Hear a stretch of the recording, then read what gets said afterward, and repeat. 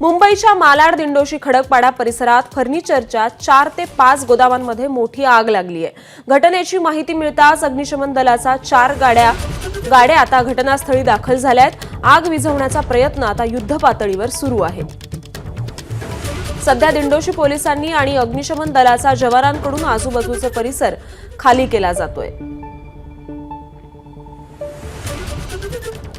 मुंबईच्या मालाड दिंडोशी खडकपाडा परिसरात फर्निचरच्या 4 ते 5 गोदामांमध्ये मोठी आग लागली आहे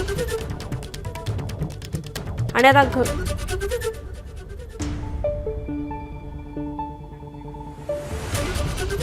या संदर्भातले अधिकचे अपडेट्स येत आहेत। आपले प्रतिनिधी सत्यम सिंग। सत्यम, एक मोठी आग लागल्याची घटना समोर येते।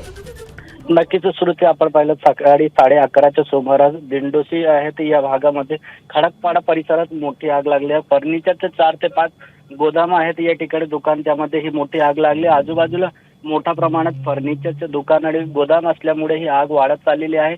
घटनेची माहिती मिळतात अग्निशमन दलाच्या 4 ते 5 गाड्या आहेत घटनास्थळीवर दाखल झाल्या आहेत आणि सध्या आग विझवायचे युद्ध पातळीवर प्रयत्न केला जात आहे। खरं तर आजूबाजूला वस्ती, झोपडपट्टी आणि दुकान असल्यामुळे पोलीस आहेत आणि अग्निशमन दलाच्या जवानांकडून जे दुकान आहेत त्यामध्ये लोक आहेत त्यांना बाहेर काढण्याचा आणि ते तिथून लोकांना सुखरूप ठिकाणी घेऊन जाण्याचा प्रयत्न, त्यानंतर आग आहे जी आटोक्यात आणल्याचं देखील आहे। आटोक्यात आणण्यासाठी अग्निशमन दलाच्या जवानांकडून हा युद्ध पातळीवर प्रयत्न केला। खरं तर आग सुधारणी आतापर्यंत जी माहिती मिळते त्यामध्ये कुठली जीवितहानी नाही, मात्र मोठ्या प्रमाणात फर्निचरचे दुकान असल्यामुळे आगीच्या लाट आहेत, मोठ्या प्रमाणात धूर आहेत हे निघत आहेत आणि आग जी आहे ती सध्या या ठिकाणी वाढण्याची शक्यता, त्यामुळे प्रिकॉशनच्या हिशोबाने आपण पाहिलं तर सर्व जे पोलीस असतील किंवा अग्निशमन दल असतील ते या ठिकाणी विझवायचे प्रयत्न युद्ध पातळीवर करत आहेत। नक्कीच, धन्यवाद सत्यम, आपण दिलेल्या सविस्तर माहितीसाठी।